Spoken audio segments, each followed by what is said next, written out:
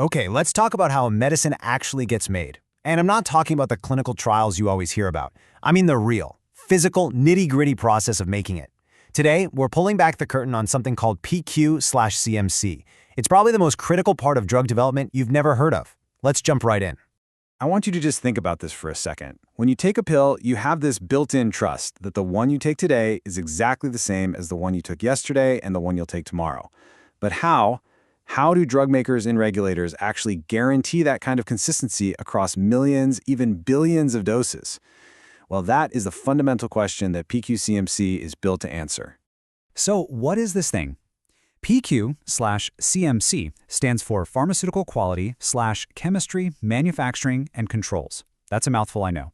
But really, it's just the complete, entire body of evidence that proves a medicine is what it says it is every single time. And to make this super simple, we're going to use an analogy for this whole explainer. We're going to think about a popcorn factory. Yeah, that's right. Imagine your medicine is a very special, specific kind of popcorn. PQ/CMC is the master rule book for the factory that makes it.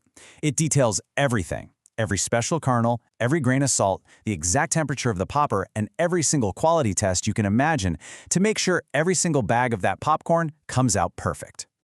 So here's our game plan. We'll start with the basics of what PQ/CMC is. Then we'll look at the massive document where all this information actually lives. After that, we'll take a tour inside that factory manual, talk about why this is all so ridiculously hard, and finally, take a look at how technology is changing the whole game. All right, let's start with the absolute fundamentals. In the world of CMC, pretty much everything boils down to two key ideas. On the one hand, you've got the drug substance, or DS for short. This is the pure active ingredient. In our popcorn factory, it's the special popcorn kernel itself. Simple enough. Then, on the other hand, you've got the drug product, or DP. This is the finished medicine you actually use. The tablet, the injection, you name it. It's the finished bag of popcorn, all seasoned up, bagged, and ready to go. Okay, so you have this enormous factory handbook with all this information. Where does a company actually put it all? Well, it all gets compiled into one massive, globally standardized submission called the ECTD. The ECTD, that stands for Electronic Common Technical Document. It's structured like a pyramid. Module 1 is for all the regional administrative stuff. Modules 2, 4, and 5 cover summaries, non-clinical data, and all those clinical trial results that usually get all the attention. But for us, our focus is on that big block right there at the bottom. That's it. That's the spot. All of PQ/CMC, the entire factory handbook, which, by the way, can be tens of thousands of pages long, it all lives exclusively right here in Module 3. This is the beating heart of the manufacturing and quality data for literally any drug anywhere in the world. Now for the fun part. Let's actually crack open Module 3 and take a look inside this factory manual. You'll see it's organized in a really logical way. So Module 3 is basically split right down the middle, and it follows the same logic we just talked about. Section S is for the drug substance. It's everything you could possibly want to know about the popcorn kernel. And Section P is for the drug product. That's all about the finished bag of popcorn.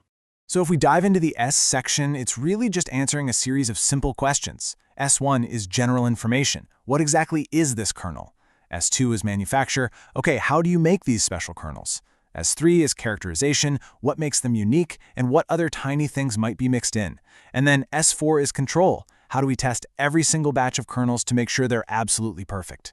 And now for the P section, the finished product. P1 tells you what else is in the bag. The salt, the butter, all the inactive ingredients. P2 explains the whole development story, like why this exact recipe. P3 describes how you actually manufacture the final bag. P5 details all the tests for that finished product. And this one is crucial. PA covers stability. How long does that popcorn actually stay fresh on the shelf? Okay, so the structure, it seems pretty logical, right? S for substance, P for product. But documenting all of this is unbelievably difficult. Let's take a look at why PQ/CMC is one of the most complex, challenging areas in the entire industry. I mean, the scale of this challenge is just immense. You have to control tiny impurities down to the parts per million level. The stability studies alone take years to finish. You have to define these perfect pass/fail criteria for every batch. Can't be too tight, can't be too loose. And get this, any tiny change you make to the process after it's approved requires a whole new submission. And on top of it all, you have to make sure every single number is perfectly consistent across a document that could literally be the size of an old-school phone book. So for decades, this massive document, it was basically just a giant collection of PDFs. A human being had to read every single page. But thankfully, that is finally changing, and it's all thanks to something called structured data. Just look at the difference here. In the old PDF world, all the important data was just locked up inside the text. Checking for consistency was manual, it was slow, and reviews took months, sometimes years. Now, in the new structured data world, using a standard called FHIR, data is actually machine-readable. This means you can have automated checks, you can compare things easily, and regulators like the FDA can review things so much faster. And this is what that modern flow actually looks like. A company authors its data, transforms it into that FHIR format, packages it up into the same old ECTD, and then submits it electronically. The FDA's systems can then just ingest that data directly, which lets their reviewers use software to analyze everything way more efficiently. It's a game changer. So if you want to remember the essence of what CMC is really all about, it honestly just comes down to answering these fundamental questions. What is the molecule? How is it made? How do we test it? Does it last on the shelf? And finally, where's the proof from actual batches that this whole system works? That right there is the complete story of Module 3. And I just want to leave you with this final thought.